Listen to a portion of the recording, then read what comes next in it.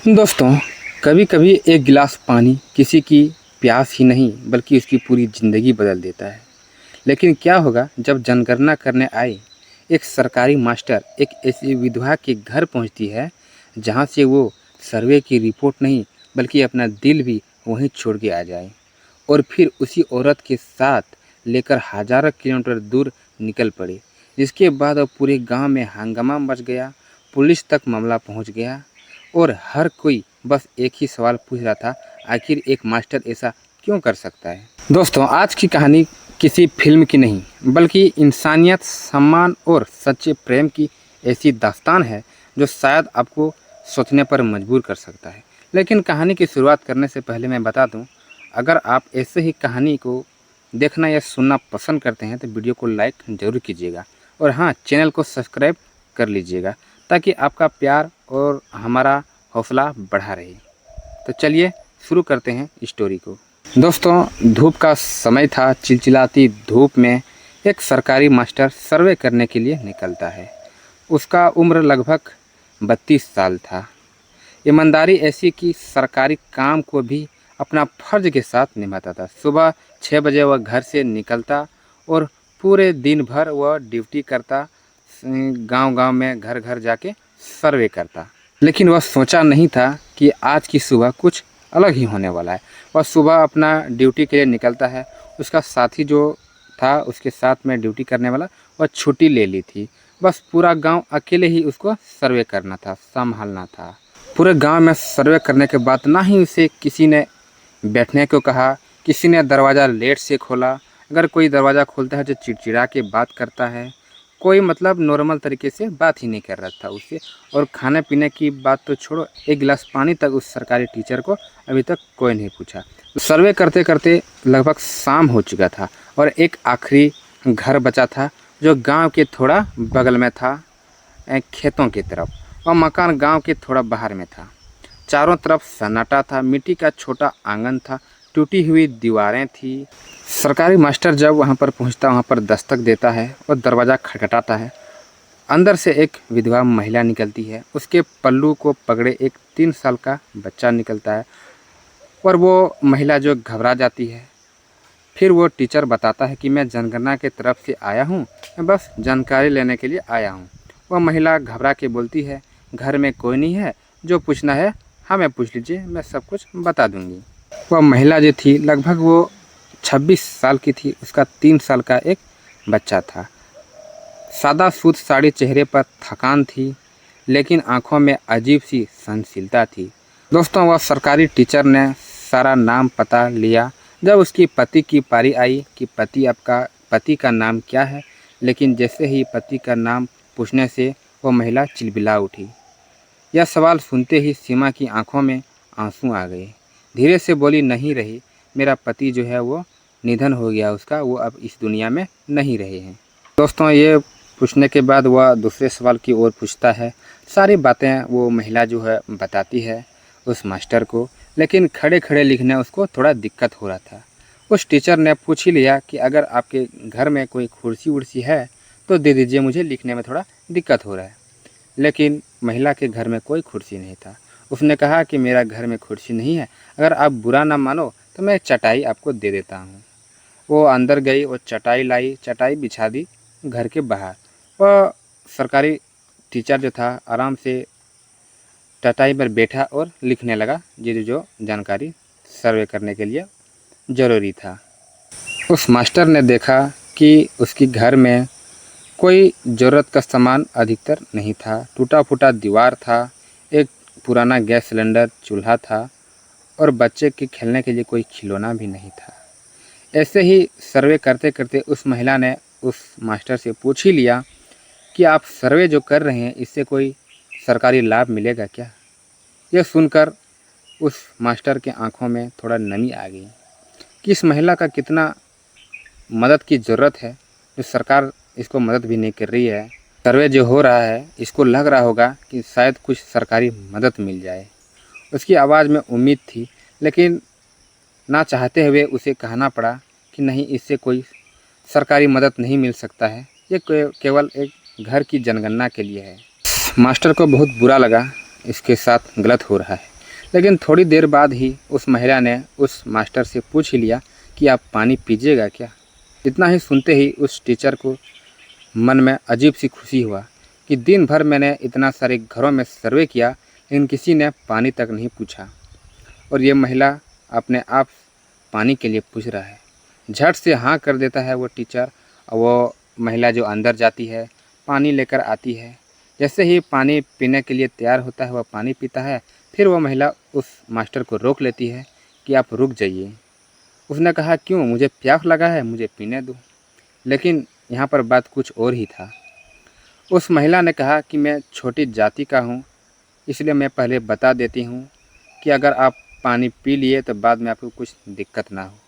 लेकिन मास्टर ने कहा, कोई बात नहीं, प्यासे को पानी पिलाना कोई बुरी बात नहीं है, वह जाति धर्म से ना जोड़ें। दिन भर का थकान थी और बहुत ज़ोर से प्यास भी लगा था उसको। एक ही सांस में उसने सारे पानी को पी लिया। उस मास्टर ने पानी तो पी लिया, लेकिन सीमा को बहुत खुशी हुआ कि आज तक मेरे हाथ से कोई पानी नहीं पिया था। एक मास्टर होके, पढ़ा लिखा आदमी होके मेरे हाथ से इसने पानी पी लिया। दोस्तों की किस्मत हमेशा के लिए बदलने वाला था। उन दोनों को पता ही नहीं था कि हमारे साथ आगे क्या होने वाला है। एक महिला जो विधवा थी और एक टीचर, इन दोनों के बीच क्या होने वाला है इन दोनों को थोड़ा सा भी अंदाज़ा नहीं था। दोनों की आपस में बातें हो रही थी, लेकिन फिर महिला ने पूछ लिया, सर मैं आपके लिए चाय बना देती हूँ। प्रभात ने मना किया कि कोई बात नहीं, चाय की कोई ज़रूरत नहीं, आपने पानी ही पिला दिया, ये बहुत बड़ी बात है। लेकिन वो महिला कहाँ रुकने वाली थी। वह बोला, नहीं, आप मेहमान जो होता है भगवान के रूप होता है, मैं आपको बिना चाय पिलाए नहीं भेज सकती। वह अंदर गई और चाय बना के लाती है। दूध, उसका घर में दूध नहीं था, इसीलिए वह काली चाय ही बना के ले आती है। जैसे ही वो चाय की चुस्की लेता है, फिर वो मास्टर बोलता है कि जैसे कि मेरे जान में जान आई, सुबह से मैंने कुछ नहीं खाया था, सर्वे करते करते शाम हो गया। इतने में ही वो महिला बोलती है, आप सुबह से कुछ नहीं खाए तो आपको भूख लगा होगा, अगर आप चाहो तो मैं आपके लिए खाना बना देता हूँ। सुबह से निकला ही था, सोचा था कि मैं जल्दी काम ख़त्म करके अपने घर जाऊँगा, लेकिन काम ख़त्म नहीं कर पाया। ये आखिरी घर है आपका, इसके बाद मैं अपना घर ही जाऊँगा और मैं खाना खा लूँगा। लेकिन महिला जिद पर अड़ गई कि नहीं, मैं आपको कैसे भेज सकती हूँ खाली हाथ, भूखे कैसे भेज सकता हूँ। उसने सोचा कि खाना बनाने में बहुत लेट हो जाएगा। उसने कहा कि नहीं, कोई बात नहीं, यहाँ पर मेरे 2 अंडे हैं, मैं अंडे का आपको आमलेट बना देता हूँ। वह महिला अंदर गई, लकड़ी लाई, चूल्हा झमकाई और आमलेट बना के उसको उस टीचर को दे दी। टीचर आमलेट खाया और अपने घर जाने के लिए तैयार हो जाते हैं। जाते जाते बोले कि भगवान तुम्हें हमेशा खुश रखे। महिला ने दोनों हाथ जोड़े, फिर कभी इधर आइएगा तो ज़रूर भेंट करिएगा। टीचर बिना कुछ बोले वहाँ से निकल गया। उस रात उस मास्टर को नींद नहीं आ रहा था। बार बार वही दृश्य आंखों के सामने आ रहा था। एक टूटा हुआ घर, 3 साल का मासूम बच्चा जितने खुद भूखी रहकर एक अजनबी को खाना खिलाया। 4 दिन तक उन्होंने अपनी जनगणना की ड्यूटी पूरी की, रिपोर्ट जमा कर दी और सीधे बाज़ार चल गए। उन्हें फैसला किया कि अगर भगवान ने मुझे देने लायक बनाया है तो किसी की ज़रूरतमंद की मैं ज़रूर मदद करूँगा। उसी दिन वह बाज़ार पहुँचा, एक नया गैस सिलेंडर खरीदा, घर का जितना सामान रहता है खाने पीने का सारा सामान खरीदा, और बच्चों के लिए खेलने कूदने का भी सामान पहुँचा। और वो मास्टर का एक छोटा सा गाड़ी था, उस गाड़ी में सारा सामान भरा और सीधा उस विधवा महिला की ओर चल दिया। विधवा महिला के घर के पास गाड़ी खड़ा किया और एक एक सामान उस घर के अंदर रखने लगा, मानो कि जैसे भगवान ने उसको खुद भेजा हो। महिला ने कहा कि इतना एहसान मत करो, लेकिन मास्टर ने कहा, उस दिन जो आपने मुझे खाना खिलाया, चाय पिलाया, पानी पिलाई, उसके लिए तो मुझे कुछ मदद करना ज़रूरी है। तभी उसका छोटा सा बच्चा आंगन खिलौना देख के खुशी से झूम उठा। उसकी मासूम हंसी पूरे घर में गूंज उठी। उसी पल उस मास्टर ने महसूस किया कि पहली बार इतनी खुशी देखने को मिल रहा है। वह महिला भी खुश था, बच्चा भी खुश था और वो मास्टर भी खुश था। लेकिन उन्हें बिल्कुल अंदाज़ा नहीं था कि अब उनका रोज़ रोज़ इसका घर आना पूरे गांव की नज़र में चढ़ चुका था। कुछ लोग कानाफूसी भी करने लगे थे, कुछ ताने मारने लगे थे और कुछ ऐसे भी योजना बनाने लगे थे, इसको बदनाम करने के लिए योजना भी बना चुके थे। यहीं से दो दिलों की कहानी पूरे गांव का चर्चा का विषय बन गया। गांव में बातें आग की तरह फैल रहा था। मास्टर साहब रोज रोज विधवा के घर क्यों जाते हैं? जरूर कोई चक्कर है। इतना मदद कोई किसी के लिए क्यों करेगा? लोगों की जुबान पर सवाल थे, लेकिन मास्टर के दिल पर सिर्फ इंसानियत थी और शायद उन्हें किसी चीज़ का लालच भी नहीं था। और अब उस विधवा को भी वो मास्टर का इंतज़ार रहने लगा। वह सुबह से अपना घर साफ करती, आंगन में थोड़ा बिछौना बिछाता और किसी दूर की गाड़ी देखते ही उसकी आंखों पर, चेहरे पर मुस्कान आ जाती। उसका 3 साल का बच्चा तो उसे दौड़कर उसके गोद में चढ़ जाते कि मास्टर अंकल आए हैं, मास्टर अंकल आए हैं। कभी मास्टर कॉफ़ी लाते, छोटी छोटी चीज़ें लाते, गेंद लाते, कभी रंग बिरंगे सामान लाते उस महिला को देने के लिए, जैसे बरसों से उन्हें जानता हो। एक दिन मास्टर ने मुस्कुराकर पूछा, बड़ा होकर तुम क्या बनोगे? उस 3 साल के बच्चे से पूछा। उस छोटे से बच्चे ने जवाब दिया कि मुझे आप जैसा मास्टर बनना है। ये जवाब सुनकर तीनों हंस पड़े। हंसते हंसते ये प्रतीत हो रहा था कि तीनों के बीच में जो दूरियां था वो कम हो रहा था। उस शाम चाय पीते पीते उस मास्टर ने पूछ ही लिया कि आपका जो पति है वो तो निधन हो गया है, आप दूसरी शादी के लिए क्यों नहीं मान रही? आप दूसरी शादी क्यों नहीं की? उस महिला ने बताया कि मेरे सास ससुर जो थे उसका किसी रिश्तेदार के साथ मेरा शादी तय कर दिया था, शादी कराना चाहता था, लेकिन वो लड़का जो था शराबी था, मारपीट करता था, इसलिए मैंने मना कर दिया और उसी दिन से मेरा सब कोई मर गया। मैं अलग रहती हूँ, मेरा सास ससुर जो है गांव में रहता है और मैं गांव से बाहर में इस झोपड़ी में रहता हूँ। ये सब दोस्तों बातें हो रहा था, बातचीत दोनों कर रहे थे, हंस रहे थे, खिलखिला रहे थे। तभी बातों बातों में उस मास्टर ने पूछ लिया कि मैं अपने दोस्तों के साथ मनाली जा रहा हूँ। इतना ही सुनते ही उस महिला ने कहा, मनाली? कश्मीर? बड़े बड़े पहाड़ मैं देखी नहीं हूँ ज़िंदगी में, मैं देखना चाहती हूँ। इतना ही सुनते ही उस मास्टर ने कहा, अगर तुम चाहो तो मेरे साथ चल सकती हो। लेकिन महिला मना कर देती है कि लोग क्या सोचेंगे कि एक अजनबी के साथ एक विधवा औरत चली गई है। लोग यहाँ पर ताने मारेंगे, बात बनाएंगे कि उसके साथ भाग गई है, तरह तरह की बातें करेंगे। लेकिन मास्टर जो था वो भी कहा कि नहीं, लोगों का क्या है, लोगों का काम ही तो है कहना।